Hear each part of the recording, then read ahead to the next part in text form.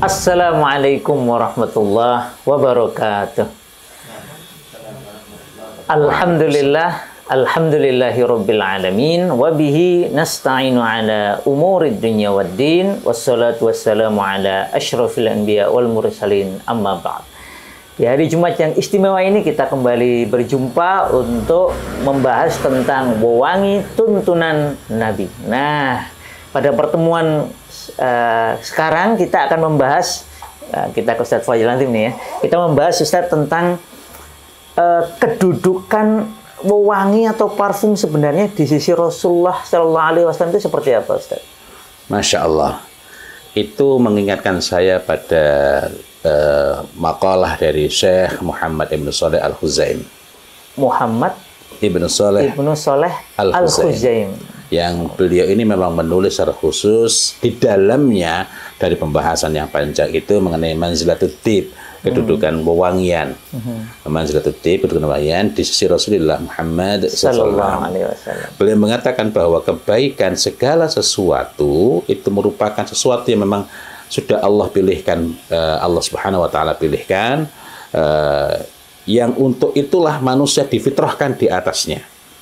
Difitrahkan di atasnya, artinya manusia itu diciptakan oleh Allah Subhanahu wa taala di atas fitrahnya Allah, yang karena manusia itu diciptakan di atas fitrahnya Allah, maka manusia itu senantiasa dalam kebaikan. Masya Allah. Ya. Nah, kebaikan itu akar katanya sama dengan parfum. Nah, Masya Allah. Dan Allah Subhanahu wa taala mengumpulkan yang terbaik. Manusia itu diciptakan dalam kondisi baik, menyukai kebaikan, mencintai kebaikan, dan untuk menjaganya maka perlu kebaikan-kebaikan. Nah, Allah mengumpulkan yang terbaik dari yang terbaik itu untuk nabinya Sallallahu Alaihi Wasallam. Maka beliau itu memiliki yang terbaik dan paling murni dari akhlak dan perbuatan. Jadi kalau ingin tahu akhlak dan perbuatan yang paling baik, maka yang dapat kita lihat adalah pribadi Rasulullah Muhammad Sallallahu Alaihi Wasallam. Memilih makanan terbaik. Segala sesuatu yang disukai oleh Rasulullah Muhammad Sallallahu Alaihi Wasallam, apalagi dianjurkan berkenaan dengan makanan, itu pasti terbaik dan paling suci bersih. Membaguskan, membersihkan, mensucikan. Nah, ini hal-hal yang khusus, hal-hal yang utama dari pribadi Rasulullah Muhammad Sallallahu Alaihi Wasallam. Dan Masya Allah, kalau kita perhatikan, ketika beliau memberikan perumpamaan pun itu perumpamaannya bukan cuma sekedar perumpamaan. Misalnya ketika beliau memberikan perumpamaan mengenai seorang mukmin yang membaca Al-Quran, diumpamakan sebagai utrujah. Utrujah ini bukan cuma sekedar jeruk, tapi ini yang baunya harum, kemudian rasanya manis, dan bukan itu saja. Ini juga disebut sebagai obat, ya. Ini bukan cuma disebut. Memang dalam penelitian kemudian kita memang tidak dikatakan demikian oleh Rasulullah Muhammad SAW, tetapi penjelasan ini untuk menandakan bahwa yang disebut, yang disukai oleh Rasulullah itu pasti baik. Nah, utrujah ini selain harum baunya, manis rasanya, jadi semerbaknya saja itu sampai dibikin athiri, ya. Yang itu bisa berfungsi untuk terapi, berfungsi untuk pengobatan itu. Begitu pula zatnya, memiliki sangat banyak manfaat, gitu. Sangat besar manfaatnya bagi kesehatan manusia. Nah, kemudian Syekh Muhammad Ibn Saleh Al-Khuzaim juga menyatakan tadi makanan pun yang terbaik, dan beliau itu bebauannya pun paling baik dan paling bersih suci. Karena itulah di antara akhlaknya Nabi Sallallahu Alaihi Wasallam adalah berwangi atau tayyib, ya. Beliau mencintainya. Beliau itu mencintai parfum, sebagaimana kita dapatkan dalam suatu hadis bahwa dijadikan cinta pada diri Rasulullah itu dari dunia ini 3 hal. yakni yang pertama adalah tip, parfum, wangian, dan kita perlu cermat memperhatikan ini. Karena wangian itu ada kalanya disebut sebagai dahan, ada kalanya disebut sebagai tip, dan ada sebutan-sebutan yang lain gitu ya. Jadi tip itu wangian yang kalau kita mengenakannya membawa kebaikan. Kalau kita nggak ngerti mana yang membawa kebaikan, sederhana. Sederhana, pilihlah yang disukai oleh Nabi. Pilihlah yang dituntutkan oleh Nabi. Pilihlah yang diterima oleh Nabi. Contoh kita mendapati dalam hadis-hadis berkenaan dengan haji, sahabat menggunakan pakaian bercelup. Pakaian bercelup. Kalau laki-laki tidak boleh mengenakan pakaian bercelup za'faran. Tetapi tidak mengapa apabila mengenakan pakaian bercelup mawar. Masya Allah. Jadi mawar itu dia dicelup mawar dia. Cuma saya nggak bisa membayangkan berapa banyak itu. Saya sebenarnya ingin juga mencoba itu ya. Ada satu baju saya yang dicelup mawar. Tapi Masya Allah segini nggak cukup untuk mencelup. Itu namanya mengoles, bukan mencelup ya. Kalau mencelup itu kain, baju kita dimasukkan sehingga secara merata itu basah dan kemudian parfum itu mengering tanpa sampai menetes. Terserap ke dalam kainnya tadi. Ibunda Aisyah radhiyallahu anha sebagaimana kita dapat di dalam hadis riwayat Ahmad maupun dalam hadis riwayat Tirmidzi, beliau ini memakai al-masbugh. Al-masbugh itu sebutan khusus untuk khimar, untuk kerudung yang sudah dicelup. Jadi masbugh gitu ya, disibagh dengan za'faran. Jadi za'faran yang terbaik itu kemudian kainnya dimasukkan sampai mengering.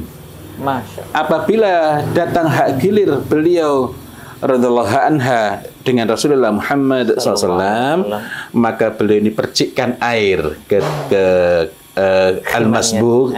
Al-masbugh tadi khimar yang sudah celupkan dengan za'faran itu. Kalau za'faran itu contohnya adalah ini adalah za'faran ya.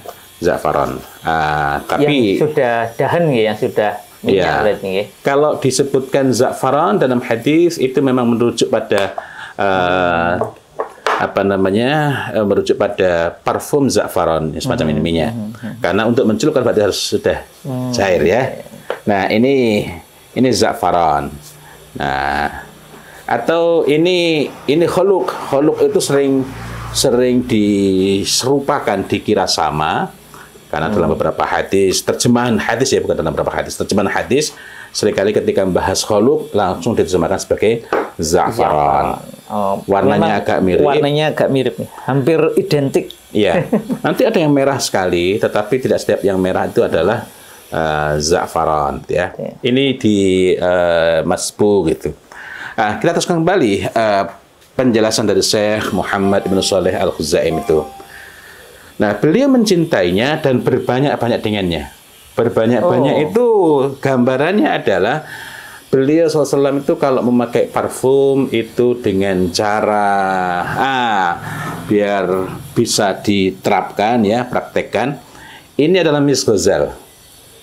Misik yang berasal dari rusa. Rusa jantan ya. Rusa jantan. Satu-satunya yang disebutkan dalam Al-Quran adalah misik. Loh, kan ada yang lain. Iya, tapi itu bukan kategori ya, wangi juga. Kafur. Ya. Dan kafur itu bukan kefir loh ya. Ya. Ya. Kefir itu masih rumputnya laban. Gitu. Kafur. Kalau kefir itu nggak wangi. Ini lebih jelas lagi kalau kita lihat dalam hadis. Suatu ketika ada seorang sahabat yang keliru. Menyangka sebagai garam padahal kafur. Berarti dari sini kita dapat mengambil kesimpulan bahwa kafur itu warnanya serupa dengan garam, bentuknya juga demikian. Nah, berkenaan dengan berbanyak-banyak tadi bisa dipraktekkan, walaupun nggak sepenuhnya sama. Kalau dalam hadis Rasulullah berbanyak-banyak itu adalah memakai misik itu untuk rambut, untuk rambut dan jenggot. Sampai rambut beliau mengkilap. Saya lagi sedikit nih. Kalau rambutnya beliau kan sampai segini, mengkilap, jenggotnya mengkilap. Tapi untuk mengkilap itu kayaknya lebih dari sekian ya. Masya Allah. Nah, memang ini ya Ustaz, harumnya itu gimana ya? Lembut. Iya kan, saya pernah kemarin dapat ada orang baik hati itu, dikiranya saya suka parfum, dikasih yang apunten itu, yang botol kimia kasturi itu. Iya. Baunya bikin gimana ya? Bikin enak lah ya, nggak enak. Sebenarnya kasturi itu adalah bahasa Sanskerta dari misik. Tetapi sebagaimana halnya kita sekarang menjumpai misik macam-macam, disebut ini misik Dirmas. Sudah misik Dirmas. Ya, misik Ghazal Dirmas. Ternyata bukan. Nah, saya nggak membawa yang abal-abal ya. Nah, ini juga contoh lain Misk Ghazal, tapi lebih halus, lebih lembut. Yang ini biasanya dipakai untuk bersuci bagi perempuan ba'da haid, ya. Iya. Nah, nanti bisa dicoba. Nah, siap. Halus, lembut. Lebih ini ya, lebih. Iya. Baunya lebih. Kalau apa namanya, kalau sebelum terkena kulit namanya fragrance sih. Iya. Kalau setelah terkena kulit namanya aroma. Ketika sudah berinteraksi, aromanya lebih lembut ya. Lebih kalem ya. Lebih kalem.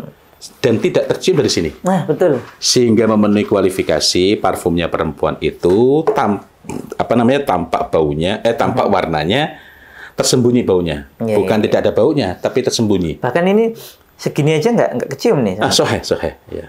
Nah, kalau ini baru dekat itu. Masya Allah. Masya Allah. Nah, dalam sangat banyak hadis kalau kita jumpai berkenaan dengan wangian. Dan sebagian wangian itu memiliki fungsi yang sangat khusus, memiliki keutamaan yang sangat khusus. Kita jumpai misalnya dalam Sahih Bukhari gitu.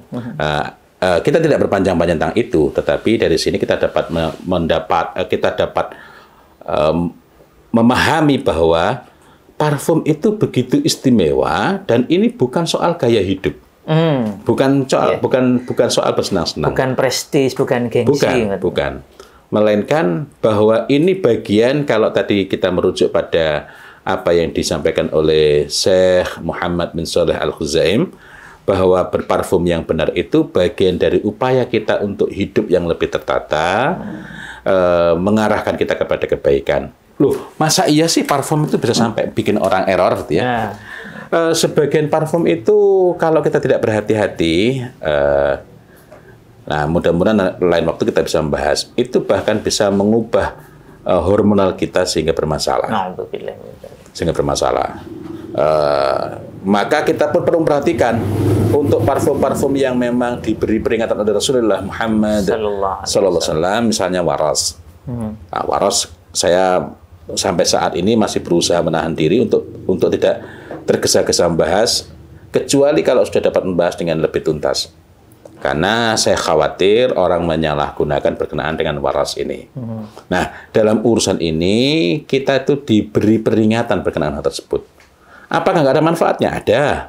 Tetapi penggunaan yang tidak tepat, apalagi berbanyak-banyak dengan tidak tepat, itu bisa mendatangkan mafsadat, bisa mendatangkan kerusakan, ya, kerusakan. Nah, jadi dari sini maka marilah kita berusaha untuk menjadikan diri kita ini bersungguh-sungguh memahami, berusaha dengan sungguh-sungguh mengetahui saat-saat yang tepat, kemudian parfumnya yang tepat, sehingga kita dapat berparfum sesuai dengan tuntunan Nabi Sallallahu Alaihi Wasallam. Dan tidak bermudah-mudah mengatakan ini tuntunan, sementara tidak ada acuan yang jelas itu. Wallahu a'lam bishawab.